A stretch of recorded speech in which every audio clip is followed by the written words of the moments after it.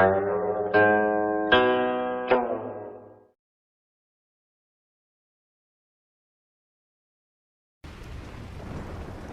ancient friends, we embark on a journey through the quiet and deep river of history, like a late afternoon ride. This is a place where the dust of time covers the rise of a mighty empire, a place where grandeur once lived. Today we're diving into the fascinating story of the Eastern Roman Empire, also known as Byzantium. So many have come and gone through these lands. Beliefs that rose, wars that were fought, and dazzling leaders who faded away like shadows, leaving the story we know as Byzantine. On this journey, I'll take you step by step through the time when Rome split and Byzantium began to rise, an era where faith and sword walked hand in hand. Then, we'll dive into the passionate world of Emperor Justinian, a realm filled with law and conquest. These lands once held dreams for the Romans, Persians, and many others. Tonight, we'll learn not just about history, but about the spirit, faith, culture, and legends that echoed from every corner of an empire. Now, are you ready to take the first step? Because here, history starts to live with us around the fire. Aha, my friends, you've gathered around the fire, haven't you? Because today I'm about to tell you a story that spans centuries. One that dazzles with grandeur, yet is filled with deep pain and sorrow. A tale that begins with the glory of Rome and leads us to a land where a new light, a new hope, rises in the east. It's a land where the name of Byzantium will echo, where the shadows of emperors and armies will walk these streets. But don't expect an ordinary tale. This is a story you'll hear from an ancient sage who's witnessed the faces of time, a story that will resonate deeply with your soul. Rome, that legendary city, the empire we all admire, the one that became the stuff of legends. But as with any great empire, Rome too rises and falls, and inevitably one day it will split in two. As the West weakens and falls into decay, a fire begins to burn in the East. A fire that will grow with faith and courage, laying the foundation for an empire that will last for centuries. This newly born Byzantium will carry the legacy of Rome, while creating its own unique culture. And my friends, the most glorious days of Byzantium will begin with one of its wisest leaders, Emperor Justinian. With him, not just lands, but laws, beliefs, and the fate of the people will be shaped. So, tell me, what happened on these lands? What heroes, what betrayals, what victories shook this empire to its very roots?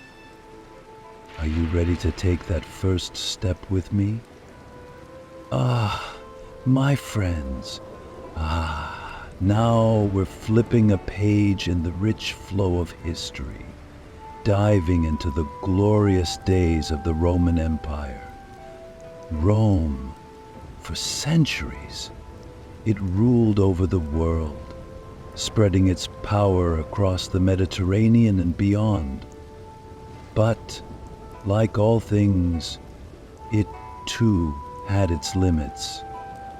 It expanded so much that even ruling it became too much for a single person.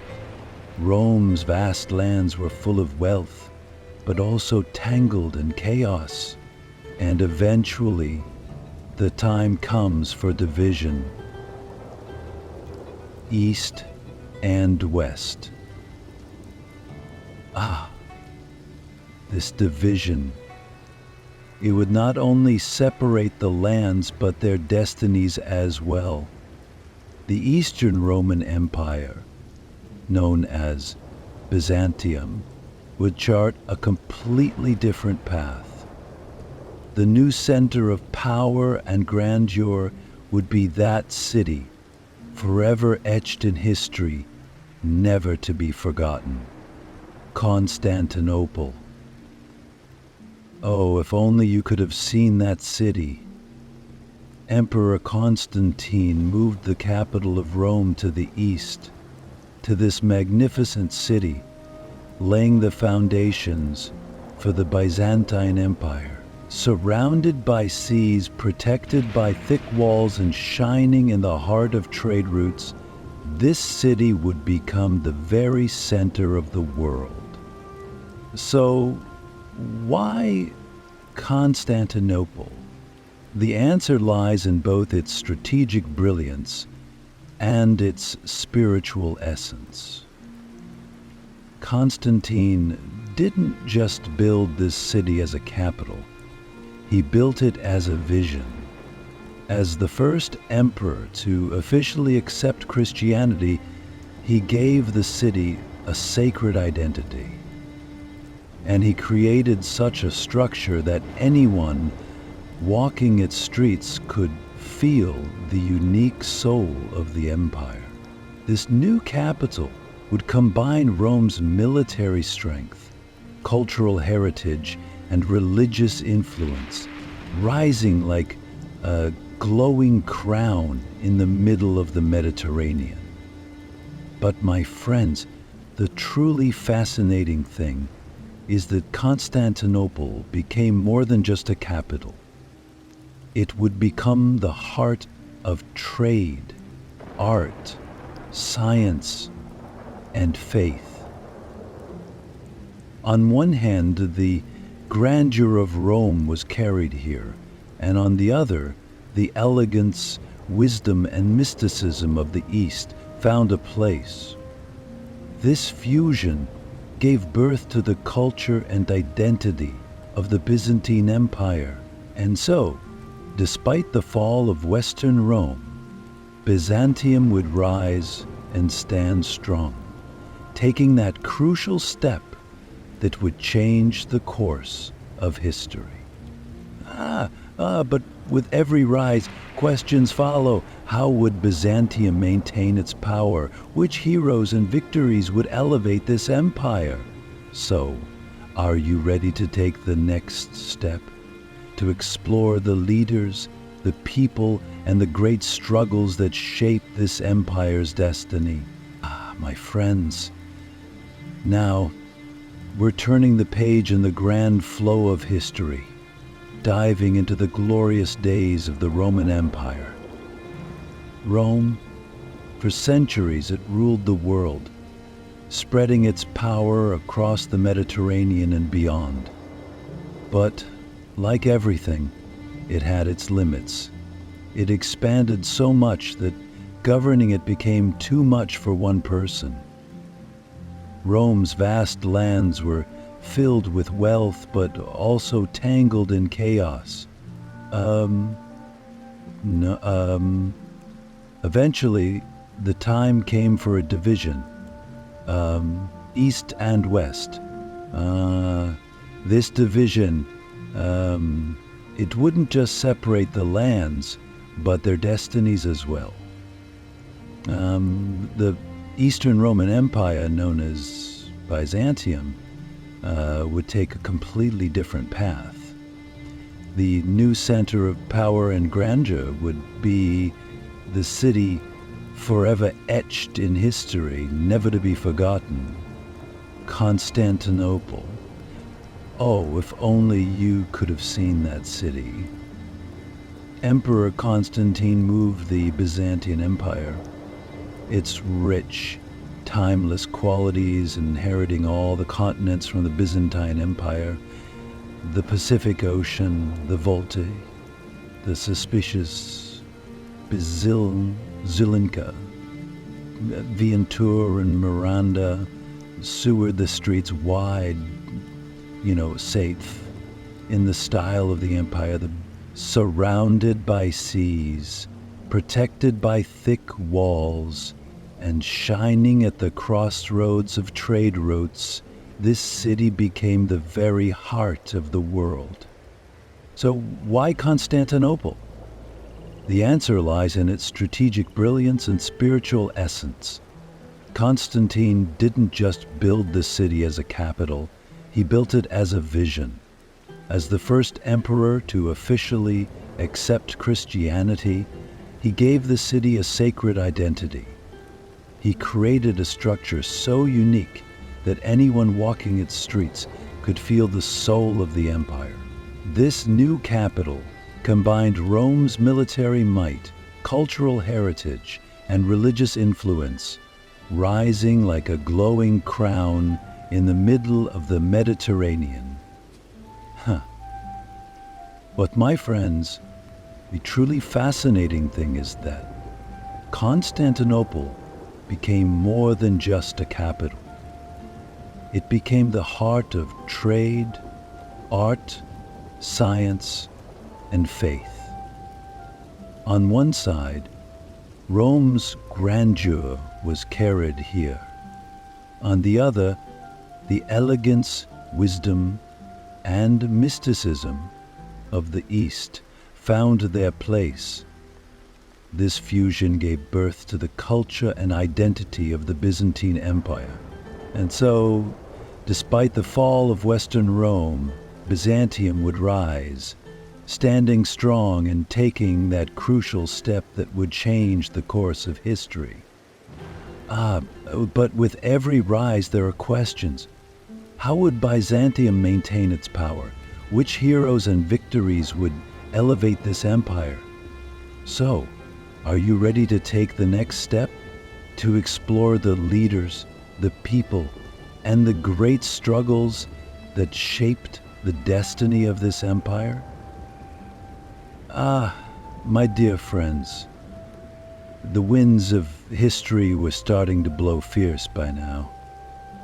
The mighty power of the Roman Empire had overshadowed every civilization around it for centuries, imposing its order on all. But as history loves to remind us, every peak has its descent. Every rise eventually reaches its peak. And during those times, massive waves began to appear on the horizon, challenging Western Rome. Barbarian tribes had set their sights on Rome's rich lands, and brave warriors from the harsh northern climates were at the gates of the Western Roman Empire. The Germanic tribes, the Huns, the Vandals, the Visigoths, they had crossed the vast borders of Western Rome and began to challenge its mighty legions. At this point, Western Rome was not as strong as it used to be. Internal conflicts, a weakening economy, and a crumbling administrative system had made it as vulnerable as a shield full of holes. In the face of the invasions, the sacking of Rome by Visigoth King Alaric only deepened the fear within the population. The smoke rising from the heart of Rome seemed to signal the closing of an era. But my friends, here's where the Eastern Roman Empire, or Byzantium, took a different path during this turbulent period. Unlike the West, they had been searching for ways to protect themselves and build a solid power. The emperors of the Eastern Roman Empire had mobilized all their strength to defend their capital, Constantinople. While the Western Roman Empire fell to barbarian invasions, the Eastern Roman Empire survived by building new military strategies and strong fortifications. Like a rock standing firm against the waves, Byzantium dedicated itself to defending itself like a fortress during these difficult times. Byzantium's leadership trained its soldiers well and forged new alliances to secure its borders. During this period, the empire sought ways to protect itself against the collapse of the West, preserving the legacy of the West while maintaining its culture, language, and even its legal system. As Western Rome's power diminished, Byzantium began to shine as an independent force. It was the heir to the Roman Empire, and it had sworn to fight, grow, and survive to preserve that legacy. The magnificent walls of Constantinople became a symbol of resistance against the fall of the West. While the West faced waves of migration and destruction, Byzantium rose as the true power of the East. Now, I can't help but ask, how will this strengthening shape the destiny of Byzantium? What will the fall of Western Rome mean for Byzantium? Wait, my friends. We'll find the answers to these questions in the next chapter.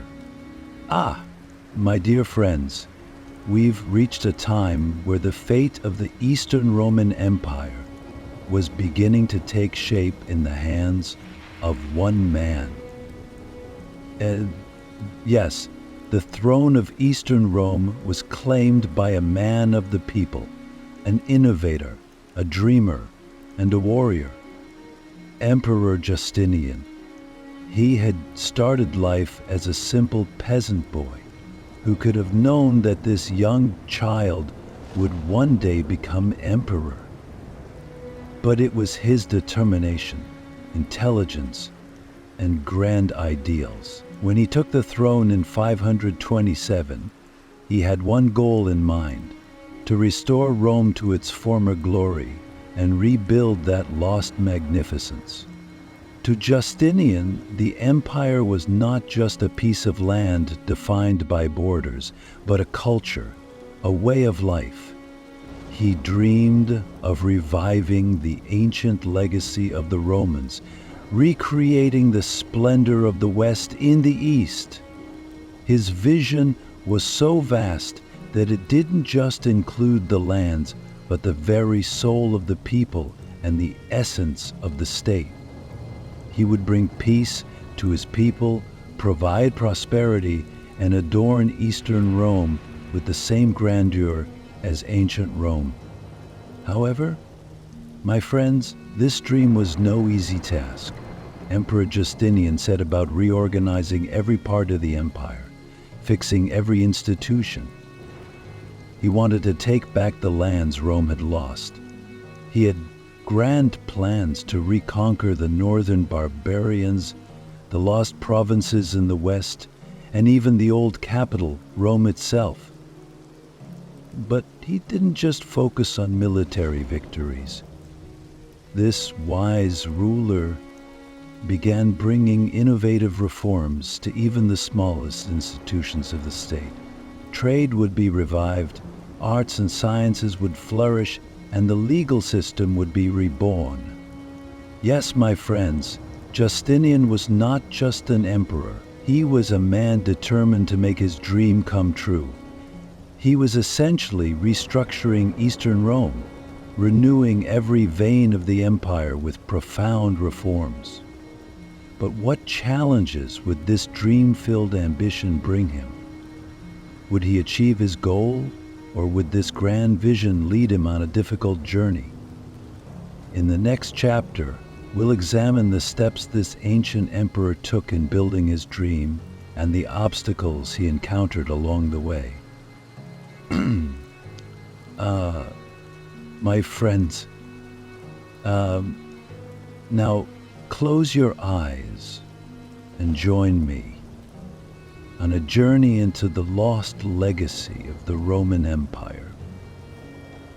Remember, at one point, the borders of Rome stretched so wide that one end reached the misty shores of Britain, while the empire vanished from these lands after the empire's collapse. But the Rome in Justinian's dream aimed to bring back that lost grandeur. It seemed as if an entire empire was about to rise from the ashes. Justinian was not just the Byzantine emperor. He was a visionary who wanted to revive Rome.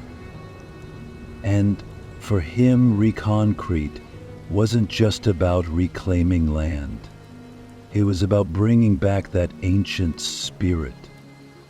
Our starting point is North Africa, which was under the control of the Vandal kingdom.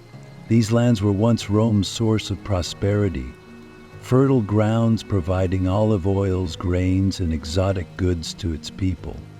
But now the Vandals ruled these lands and had imposed their own justice upon them, further cementing the loss of Roman power. To Justinian, this was unacceptable, so he sent his loyal general Belisarius, along with his finest soldiers, to take back these lands. Belisarius wasn't just a commander. He possessed the military genius to restore the glory of Rome's legions. When Belisarius's army stepped onto the African shores, fear struck the heart of the Vandals.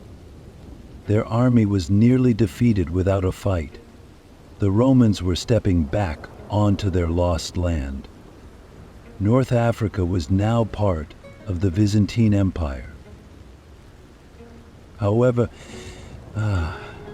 my friends, Justinian had a much bigger goal in his heart. The heart of Rome itself, Italy. But these lands were now under the control of the Ostrogoths. The cities that once stood proudly as Rome's jewels had fallen to the barbarian invasions.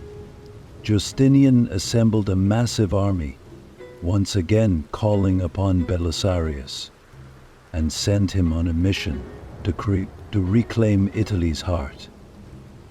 This time the battle would be much tougher. Belisarius, along with other Byzantine generals who followed, engaged in fierce sieges and bloody battles against the Ostrogothic kingdom. They fought for every inch of Italian soil. Castles were besieged, cities were captured, and villages were retaken. But the Ostrogoths were tough and stubborn. They weren't about to give up these lands easily. This prolonged conflict nearly drained the Byzantine treasury. The people were weary, but Justinian never faltered. Eventually, the Byzantine army reached Rome, the heart of the empire. The city lay in ruins, but it was still Rome. The Byzantines had won a historic victory in this ancient city. A large portion of Italy fell under Byzantine control. It came upon us as a surprise experience, based entirely on a certainty about the outcome of each of their encounters. Based entirely upon the outcome of each of their encounters, while the empire expanded, its borders began to weaken beyond them. And now you're probably wondering, aren't you? Could Byzantium hold on to these new lands? Would Justinian's relentless desire for conquest make the empire stronger, or would it become its downfall? In the next chapter, we'll explore the hidden costs of these expansions and victories. My dear friends, let me tell you about a hero who brought the might of the Byzantine Empire back to life and led its armies from victory to victory, General Belisarius. His name became a legend throughout Byzantium, a shadow that struck fear into the hearts of enemies. He was the one who most embodied Emperor Justinian's dream of restoring the ancient Roman Empire. His sword and genius transformed the Byzantine armies into an unstoppable force. In this chapter, I will tell you about Belisarius's heroic feats and how he restored the glory of the Byzantine military. If you are ready, Let's embark on the journey of this great general's victorious path. Belisarius was not just a military commander, but also a beloved leader, adored by the people and cherished in the hearts of his soldiers. Let's begin with his victory over the Vandals in the hot deserts of North Africa. This was a campaign where Belisarius's military genius truly shone. When his army set foot in Africa, they were faced with the harsh desert climate, food shortages, and a lack of water. But Belisarius was determined. He marched alongside his men, fought with them. He shared in the victory. Eventually, he struck against the Vandals, defeating them in a crushing blow. The fertile lands of North Africa once again became part of Byzantium. This victory was a signal to the world of the empire's strength. But my friends, Belisarius' story didn't end there. His eyes were set on an even greater goal: Italy. This land, the heart of the ancient Roman Empire, had fallen into the hands of the Ostrogoths after the barbarian invasions.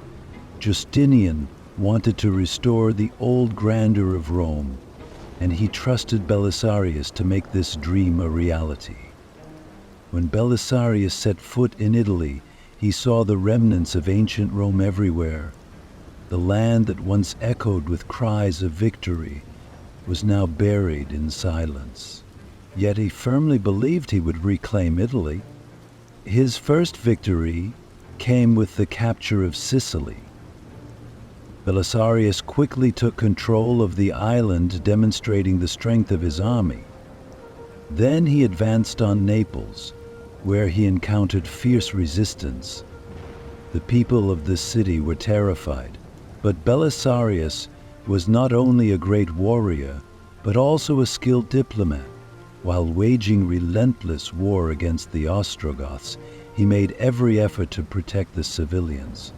This approach earned him the trust of the people, and Belisarius became known not just as a commander, but as a fair leader. And finally, my friends, he stood at the gates of Rome, that ancient, legendary city, once the center of the world, was now ready to return to Byzantine hands with Belisarius's victorious march. When he entered the city, pride and determination gleamed in his eyes. The Ostrogoths, unable to resist such a great commander, finally fell. Rome was once again under Byzantine control. This victory became one of the greatest in Belisarius's career, and under his leadership the Byzantine army grew into a powerful force that expanded the empire's borders and instilled fear in its enemies. However, my friends, Belisarius's success was not only limited to victories on the battlefield. His intelligence, strategy, the discipline he instilled in his army, and his fair leadership were the greatest support in the empire's expansion. But at the same time, a major question began to form for Byzantium. How would they protect all the newly expanded territories? While Emperor Justinian was enthusiastic about Belisarius's victories, there remained a question about whether these successes would eventually become a burden on the empire in the long run. Now I leave you with another question. While it is possible to expand the empire's borders with a victorious army, would this expansion truly enhance Byzantium's strength, or would it sow the seeds of its weakness? In the next chapter, we will explore the challenges that came with Byzantium's growing lands. Justinian, the Byzantine Emperor, one of the most magnificent rulers in history. He was the kind of ruler who had his eyes set not just on the West, but also on the East. But back then, focusing on the East meant crossing the deserts of Mesopotamia and facing the mighty walls of the great Persian Empire. This vast Eastern Empire had often clashed with Byzantium, sparking centuries of conflict between the two.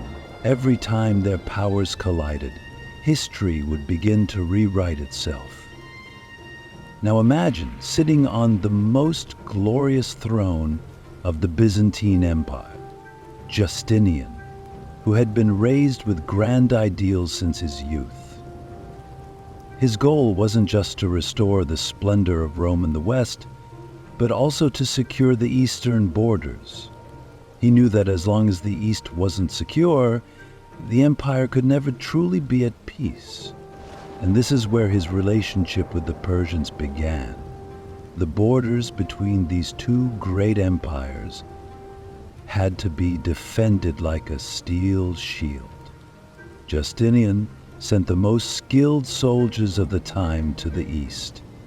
He reinforced the walls, repaired the fortresses, and developed countless defensive strategies. But the Persians weren't just sitting around. They too were strengthening their borders and preparing against Byzantium. This struggle was so grand that it was like the two nations were intertwined along every border from east to west. At times, a single Byzantine soldier and a Persian soldier would face each other, each holding in their eyes the weight of history and the desire for the future. There were moments when Justinian resorted to diplomacy. During a time when the war was wearing both sides down, he sat down with the Persian emperor to seek peace for the sake of border security. They signed agreements. Perhaps for a while he wanted to stop the bloodshed along the borders, but these peace agreements were always temporary. Just think about it. Two massive empires, two separate peoples with deep cultural and religious differences. Could peace like that really last? These agreements brought peace for a time, yes, but who knows? Maybe they were just a sign of a future Persian invasion. While swords were sheathed for a while on those borders, perhaps it was the last time the two peoples looked at each other with a moment of peace. But Justinian knew that these conflicts would inevitably flare up again. Like any empire, Byzantium's future was at risk. But here's a question for you. Did Justinian truly secure lasting peace with these agreements? Or was it just the calm before an even greater storm? My dear friends, let me take you to the golden years of Byzantium, to the birth of one of the greatest symbols of splendor and faith. This is the Hagia Sophia, its dome soaring to the sky, the hymns that send shivers down your spine, and the soul of an entire empire carried within its walls. Emperor Justinian of Byzantium was a great ruler who wanted his name to echo through the centuries. But his ambition wasn't just about conquering land and defeating enemies. He dreamed of leaving a lasting legacy for humanity. And it was this legacy that would be most magnificently embodied in the walls of Hagia Sophia. When Justinian decided to build Hagia Sophia, he knew that the old church had been reduced to ruins by fires and rebellions. So he wasn't just building a church.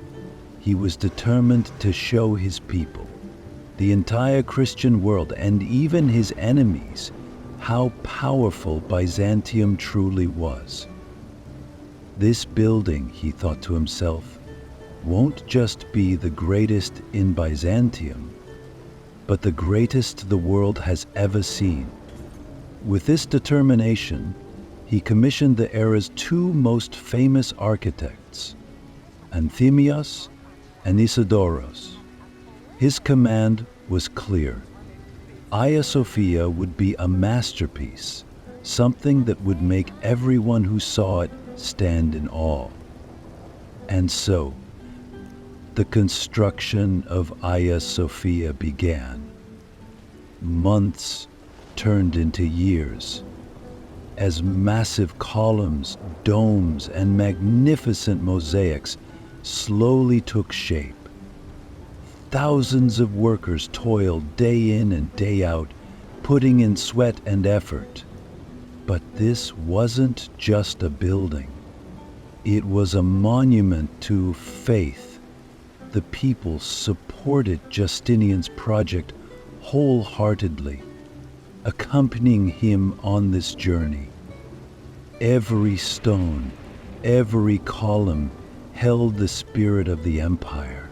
The dome seemed to rise toward the heavens, as if yearning to reach God's presence.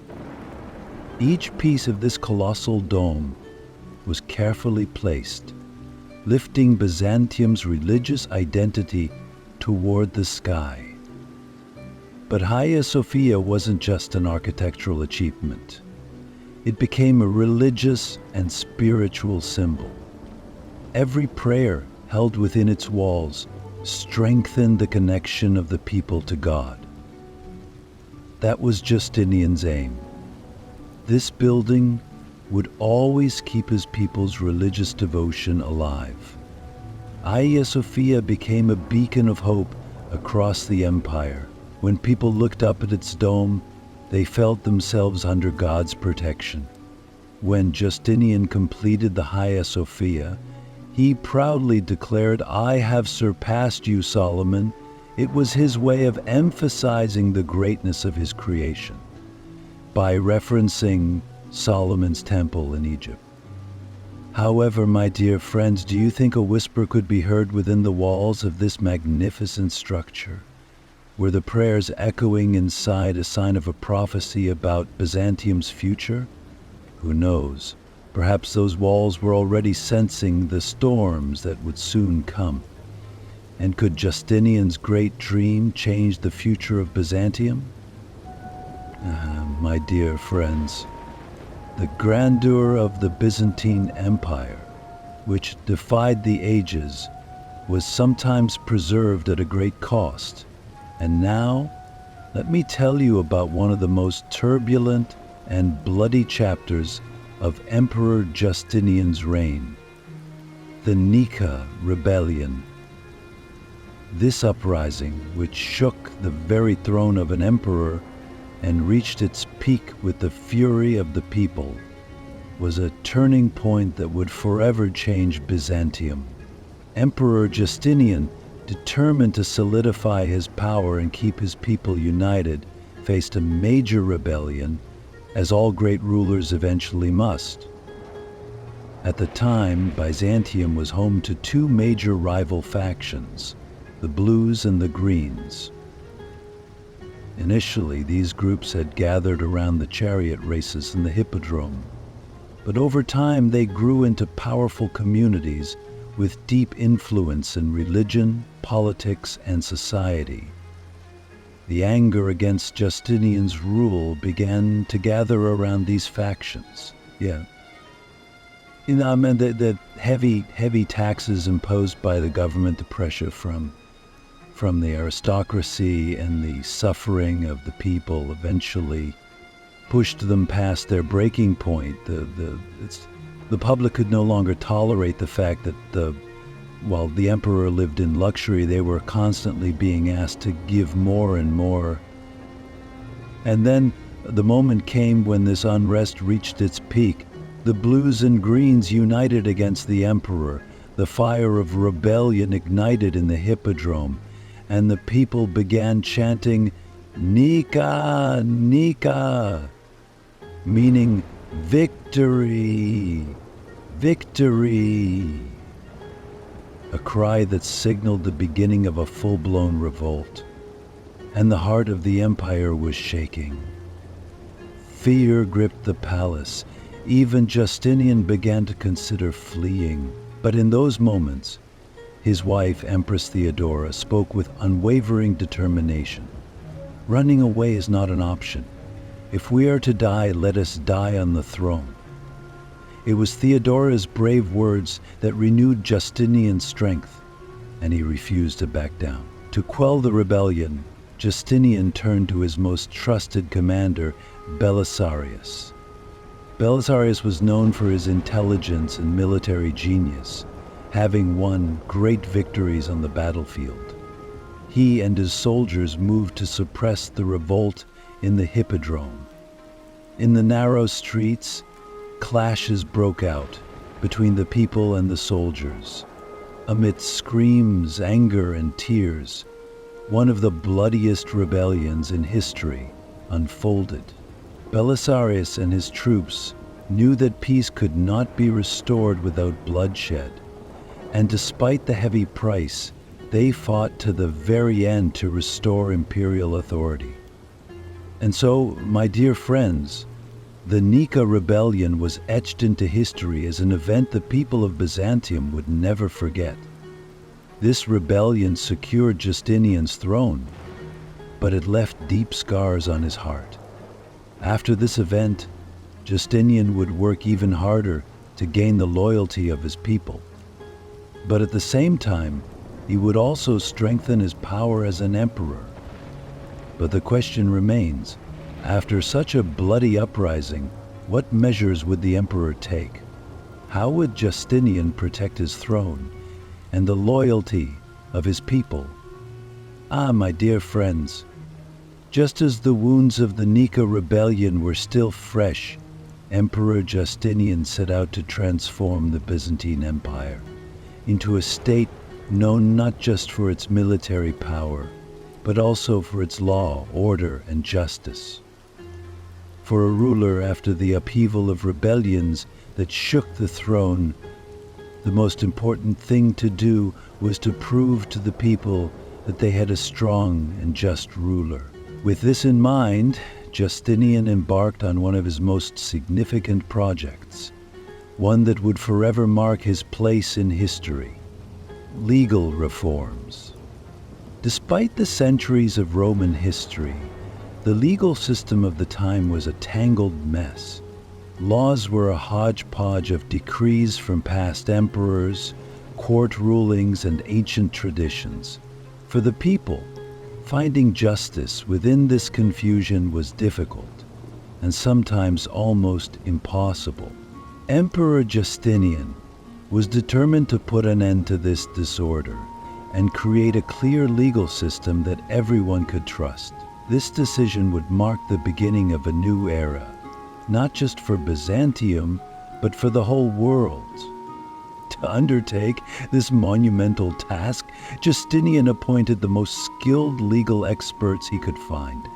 A commission led by a wise jurist named Trebonianus was formed, and they began a long, meticulous process of reviewing all Roman laws. The existing laws were examined one by one, contradictory provisions were discarded, and laws that no longer suited the times were amended. It was time to bridge the gap between ancient and modern law. The result of this extensive work was a monumental work called the Corpus Juris Civilis, which over time became widely known as the Justinian Code. This work would lay the foundation for a new era of justice. The Corpus Juris Civilis was made up of 4 main books: the Codex Justinianus, the Digesta, the Institutiones, and the Novelli. These books brought together the laws from various parts of the empire under one umbrella, creating a more understandable and accessible legal system. The Codex gathered old laws, while the Digesta contained the thoughts and interpretations of Roman jurists. The Institutiones provided basic legal knowledge for students, and the Novellae included new laws added during Justinian's reign. In this way, a valuable educational resource was created for young law students as well. These reforms had a profound impact on the daily lives of the Byzantine people. Seeking justice became a more organized and systematic process. Fairness and rights could now be pursued through a framework that any citizen could access. But, my dear friends, the impact of these reforms was not confined to the borders of Byzantium. Centuries later, when law was reshaped in Europe, Justinian's laws would serve as a cornerstone, playing a crucial role in the formation of modern Western legal systems. This is why Justinian's legal reforms would leave a lasting mark not just in Byzantium, but on the course of history. Thus, Justinian succeeded in securing his legacy not just as an emperor, but as the protector of justice and the founder of order. Now, my friends, with justice so firmly established in the empire, what other monumental steps would Justinian take? Ah, my dear friends, the powerful will of Justinian and his reign over Byzantium began to shine not just through military victories and legal reforms, but also through trade, culture, and the arts. It was like a bridge connecting the East and the West. The light of Byzantium dazzled the eyes of the entire world. Now, let me take you far beyond the borders of this mighty empire, to the Silk Road. This ancient route carried the exotic spices, silks, and jewels of the East to the West, and in return, it brought Western gold, wine, and precious metals to the East. At that time, the strategic position of the Byzantine Empire along this trade route provided it with a great commercial advantage. The empire was earning enormous revenues from customs duties and trade taxes along the Silk Road. This wealth filled the coffers of Byzantium, while also significantly increasing its military and economic power. But this trade network didn't just carry treasure, it also carried cultures, my friends. The Silk Road was a route through which ideas, traditions, and art from distant lands were transported. The softness of the silk from China, the enchanting scent of spices from India, all spread throughout the palaces and marketplaces of Byzantium. In this way, Byzantium blended the exotic culture of the East with its own, creating a richer, more colorful mosaic. But it wasn't just trade. Justinian's passion for the arts also elevated the grandeur of his empire. Under his reign, Byzantine art reached its golden age. The magnificent mosaics in Hagia Sophia, the sacred icons, and the breathtaking architectural details rising in palaces and churches. All of them together reflected the spirit of Byzantium. Justinian was known for his love of art. Throughout the empire, mosaic artists, craftsmen, and artisans worked with his support. The works created during this time had such grandeur that not only the people of Byzantium, but also traders, travelers, and even enemies from all over the world were mesmerized by the artistic wealth. However, my dear friends, fate did not always treat Byzantium kindly. During Justinian's reign, the empire was struck by one of its most devastating disasters. The Black Death, or the Plague, reached the empire's lands. This ruthless disease took people one by one. Homes were emptied, markets went silent. As Byzantium's population quickly declined, once thriving trade routes were nearly abandoned. Moreover, this epidemic didn't just affect the people, it also struck the emperor's strong army. Most of the soldiers succumbed to the disease, weakening Byzantium's defensive power. In those dark days, cries of despair echoed from every corner of the empire. The desperate people, waiting for help, stared blankly in the marketplaces. No matter how effective the measures were, the plague spread relentlessly. The economy collapsed, society was turned upside down, and everything seemed on the verge of falling apart. This disaster was so great that it could even overshadow Justinian's dreams. So, my friends, could such a powerful empire survive this dreadful calamity? Would Justinian's courage and determination be enough to save his people from these dark days? Well, in the next section, we'll look for the answers to these questions together. My friends, the marks that Justinian left on Byzantium were as lasting as the sparkle a bright star adds to the night sky. The emperor wasn't just a conqueror who expanded his lands. He was a reformer who laid the foundation for the empire's future. The legal reforms he initiated inspired all future forms of governance in the empire. The monumental legal collection he called the Corpus Juris Civilis didn't just shape Byzantium. For centuries it became the cornerstone of justice, order, and authority in the Western world as well. Justinian's legacy was so great that the system of government he created made Byzantium even stronger. Supported by justice and laws, this system took root deep in the empire, helping it survive for centuries to come. And friends, remember, this wasn't just a book of laws. Each rule, every article, symbolized the emperor's love for his people, his pursuit of justice, and his desire to establish a lasting order. This work brought Rome's legal legacy to Byzantium, giving the empire a unique identity. However, as with every great era, after Justinian's death, Byzantium was thrown into uncertainty. The vacuum left by the order and discipline he had established sparked a power struggle among new leaders.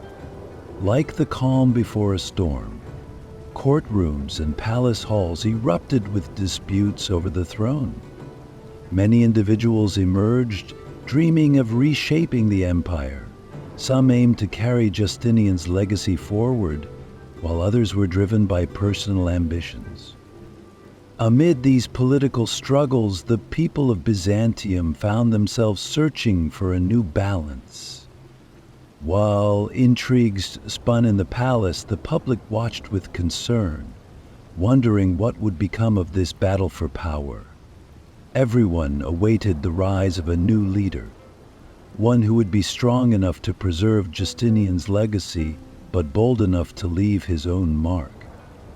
Friends, in these days filled with confusion and searching, Byzantium was striving to chart a new path. So, who would this new leader be? Who would lead the empire through these turbulent times? In the next chapter, we'll follow the trail of that strong character who would shape Byzantium's destiny. My dear friends, in the lands of the Byzantine Empire, a new power was rising on the southern horizon. This marked the beginning of a movement that would shake the entire course of human history. Islam. In the early 7th century, from the heart of the Arabian Peninsula, this new wave of belief quickly spread beyond its borders and reached the surrounding world. The Muslim communities, united around the teachings of Prophet Muhammad, drew strength from the principles of Islam and rapidly came together, reinforcing their bonds. And it was this unity that prepared them to confront the mighty states around them. The rise of Islam signaled the beginning of a new era for Byzantium.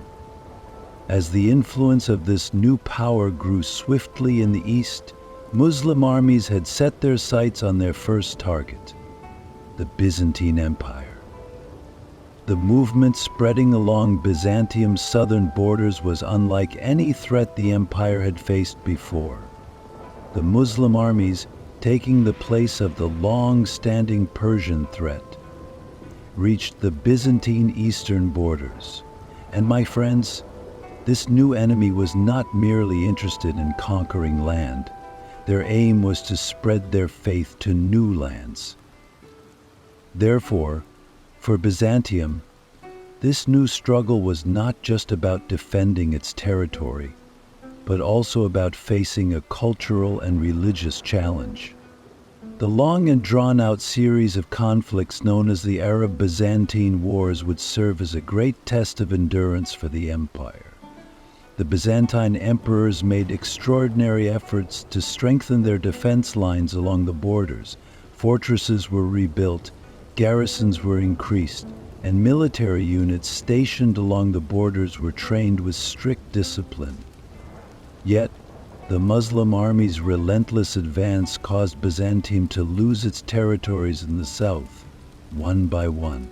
Syria, Palestine, and Egypt fell under Arab control, while Byzantium tried to hold its ground against this powerful new rival in the east.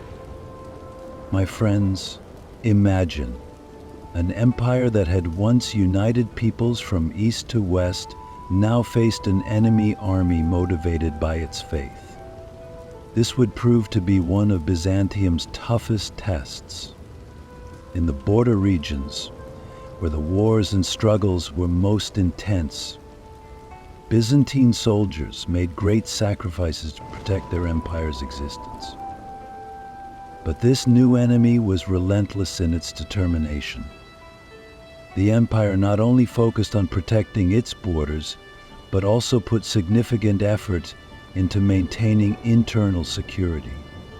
Yet, with each new wave of attacks, the Byzantine forces were gradually worn down and the borders grew even more strained. Yes, my friends, this struggle continued for years, leaving deep marks on the Byzantine Empire. So, what was the outcome of these wars? How did Byzantium respond to the rise of Islam? In the next chapter, we will take a closer look behind the scenes of these fierce wars and discover the secrets of Byzantium's relentless fight in the East. Are you ready? My dear friends, the Byzantine Empire was once the center of immense power, culture, and faith. However, over time, we began to see the unity and peace within this vast empire start to unravel. Aside from external threats like the rise of Islam and the loss of Byzantine lands in the east, internal issues also began to shake the foundations of the empire. Particularly, religious divisions had a deep impact on Byzantine society. It could be said that this caused significant unrest among both the people and the rulers. One of the most important issues that dragged Byzantium into these difficult times was the division within Christianity. One of the most prominent and disruptive movements that caused considerable turmoil in the empire was iconoclasm. Iconoclasm was a movement that banned the use of icons and religious figures, meaning sacred images and statues, in churches. This movement sparked a major debate within the Byzantine Empire. Some emperors and religious leaders argued that these figures could lead to idol worship, and therefore banned them. On the other hand, others argued that icons should be seen as an integral part of the Christian faith, opposing the bans. These opposing views not only caused religious conflicts, but also left deep scars in Byzantium's entire social and political structure. On one side were the clergy, and on the other, the government officials, all deciding what the people should do. Some emperors took harsh measures in these religious debates, attempting to unify the population. However, these actions had the opposite effect, increasing polarization among different groups. These conflicts became a significant turning point that impacted both Byzantium's social structure and religious authority. In a time when Christianity was struggling with its internal conflicts, Byzantium began to have difficulty maintaining its political stability and power. Moreover, the Byzantine Empire didn't just face internal problems, it also left a significant legacy in its relationships with the outside world. Byzantine had a lasting impact on the Western world. Justinian's great legal reforms deeply affected not just Byzantium, but the entire West. The Corpus Juris Civilis, or the Civil Code, was a legal body of work that would shape the legal systems in Europe and make a significant contribution to the Western understanding of law. The effects of these reforms would be felt for many years. In the Western world, Byzantine legal thought became accepted as the foundation of justice, a structure that solidified the principles of law. Justinian's legacy wasn't just limited to law. In the arts and culture, Byzantium had a profound influence on the West. Mosaic art, religious icons, and Byzantine artistic elegance deeply influenced many Western art movements, playing an essential role in shaping Western art. Byzantium's cultural impact on the West was also one of the key elements of its relationship with the Western world. Particularly, Byzantium interactions with Western Europe laid the foundations for what would later become the Renaissance, a cultural rebirth in the West. However, over time these relations began to strain. Byzantium's focus on its internal matters weakened its ties with the West, and by the end of the era, Byzantium's influence on the West started to diminish. My dear friends, we've walked through the great history of the Byzantine Empire together, step by step. We've seen how this ancient empire, over the centuries, battled both internal conflicts and external threats, leaving behind a rich cultural legacy. In these lands, the emperor's pursuit of justice, combined with the people's religious and cultural values, shaped a history that was sometimes peaceful and other times marked by deep scars. From Justinian's legal reforms to his artistic triumphs, from the Arab-Byzantine wars to the threats brought on by the rise of Islam, every event played a crucial part in both the history of the Byzantine Empire and world history. On one side, the people struggled with internal unrest, while on the other, the emperors had lofty ambitions, and each battle marked either the end or the beginning of an era. This empire, once in its golden age, also had times when it fought for survival amid both internal and external challenges. But just like everything has an end, the great journey of Byzantium was shaped by these struggles as it drew closer to its conclusion. So, what kind of legacy did this ancient empire leave behind on the stage of history? And what remains of it today? How does the legacy of Byzantium echo in the Western world? We'll uncover the answers to these questions in the next episode. As we approach the end of the story, the fall of empires one by one left many unanswered questions. In its final years, Byzantium went from being a symbol of great power to just a reminder in the history books. But remember, my friends, every fall could pave the way for a rebirth. The fall of Byzantium also signaled the dawn of many new beginnings. But don't worry, the final chapter of Byzantine history has not been written yet. Is the legacy of Byzantium still with us today? Do we still see its influence on Western legal and cultural structures? And finally, how did the fall of Byzantium shape the history of the entire world? How about we explore these questions in the next episode?